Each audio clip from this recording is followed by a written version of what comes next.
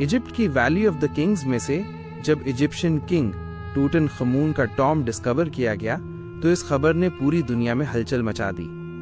26 feet पहाड़ के अंदर छिपा हुआ ये टॉम्ब 3000 सालों में पहली बार खोला गया, जिसके अंदर बेशुमार खजाने और किंग टूटनखमून की मम्मी भी मौजूद थी। इस टॉम्ब में से मिलने वाला सोना बिल्कुल प्योर था और इसका वजन 1,03,000 तोला था।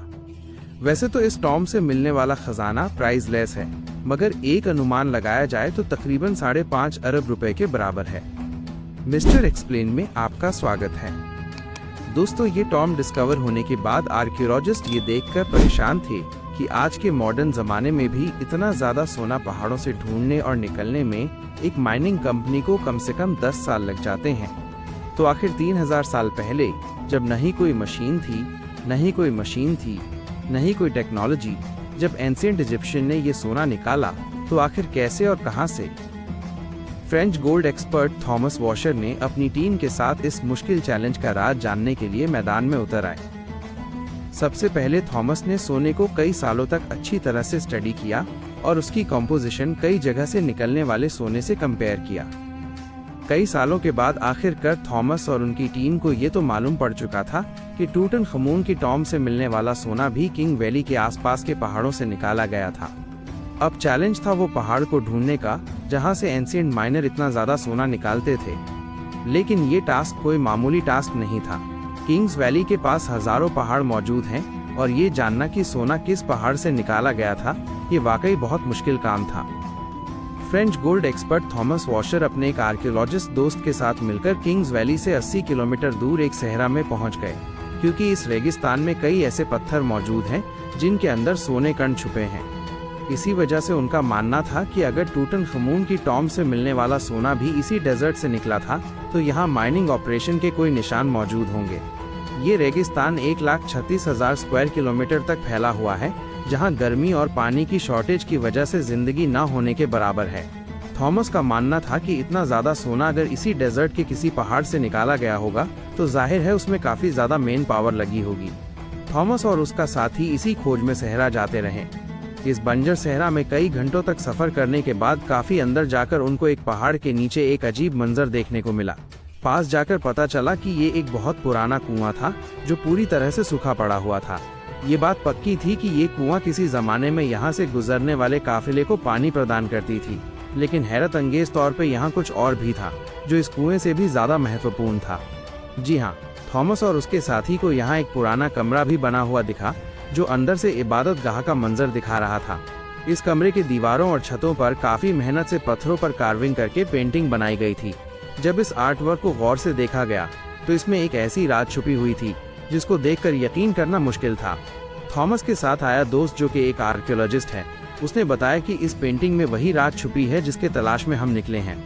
जाहिर था कि शहरा में बना इस कुआं और रेस्ट रूम इस शहरा का सबसे पहला स्टॉप है जहां पर एंशिएंट गोल्ड माइनर्स आराम के लिए रुकते थे। एंशिएंट इंजीनियर्स गोल्ड माइन तक जाने के लिए कुआं और रेस्ट रूम का एक नेटवर्क बनाया था।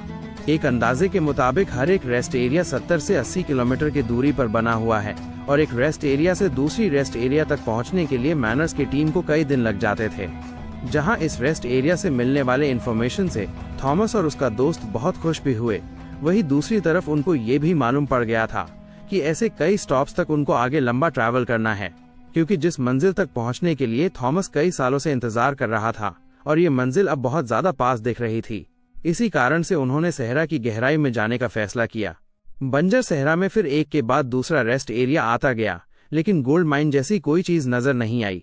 आखिरकार पूरे 2 दिनों के बाद थॉमस को एक पहाड़ के किनारे पड़े ढेर सारे पत्थर दिखाई दिए। देखने में तो ये एक नॉर्मल सीन था, लेकिन थॉमस का मानना था कि ये जगह एंशिएंट गोल्ड माइनर्स का कैंप लगती है, और हुआ भी कुछ ऐसा। जी हाँ, इस जगह पर पत्थरों से बनी कुछ ऐसे टूल्स मिले जिनकी मदद से पत्थरों को तोड़कर उनके अंदर से सोना निकाला जाता था। ये पत्थर जो दिखने में एक नॉर्मल पत्थर लगता है, इसको इस टूल की मदद से तोड़कर क्रॉस किया जाता था और फिर उस क्रॉस में से सोने के कण अलग किए जाते थे। जब इस जगह की गहराई से सर्चिंग की गई तो यहाँ गोल्ड माइनिंग के कई टूल्स जमीन पर बिखरे पड़े दिखाई दिए।